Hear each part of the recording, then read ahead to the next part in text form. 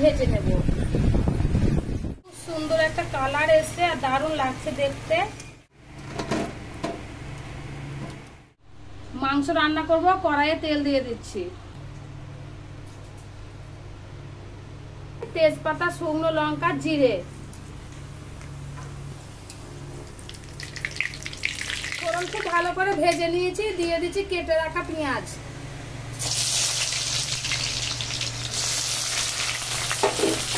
পেঁয়াজগুলো ভালো করে ভাজা ভাজা করে নেব। আজকে জামাই ষষ্ঠীর স্পেশাল মেনু চিকেন কারি। পেঁয়াজ ভাজার উপরে দিয়ে দিচ্ছি সামান্য চিনি।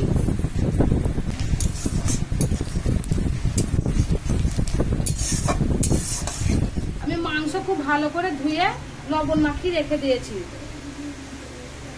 Leg piece. মাংসটা খুব ভালো করে ভেজে নেব। মাংসটা খুব ভালো করে ভেজে নেব।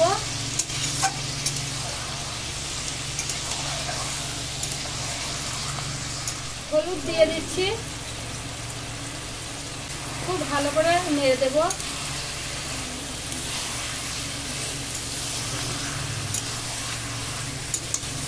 মাংসটা খুব ভালো করে ভেজে নিয়েছি।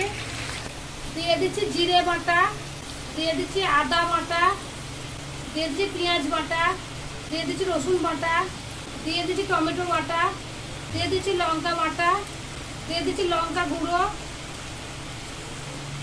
দিয়ে দিচ্ছি হলুদ, লবণ আগে থেকে মাখিয়ে রেখেছিলাম অল্প একটু দিয়ে দিচ্ছি।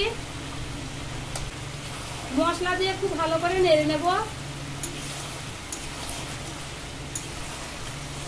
দিয়ে দিচ্ছি মিট মশলা। মাংস খুব ভালো করে কষিয়ে নেব।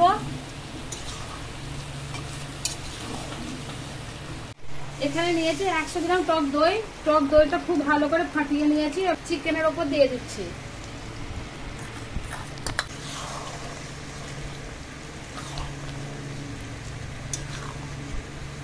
চিকেন খুব ভালো করে কষিয়ে নিয়েছি। আমি এইভাবে চিকেন কারি বানাচ্ছি। চিকেন কারির তেল খুব সুন্দরভাবে ছেড়ে গেছে, দেখতে পাচ্ছেন। এখানে নিয়েছি টমেটো সস।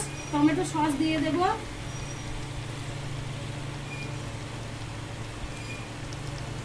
খুব সুন্দর একটা কালার এসছে আর দারুণ লাগছে দেখতে। টমেটো সস দিয়ে খুব ভালো করে নেড়ে নেব।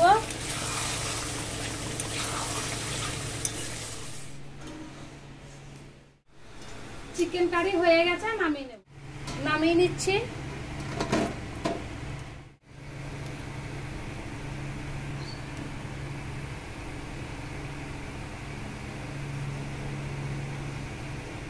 আজকে বানিয়ে ফেললাম জামাই ষষ্ঠী স্পেশাল খাবার চিকেন কারি।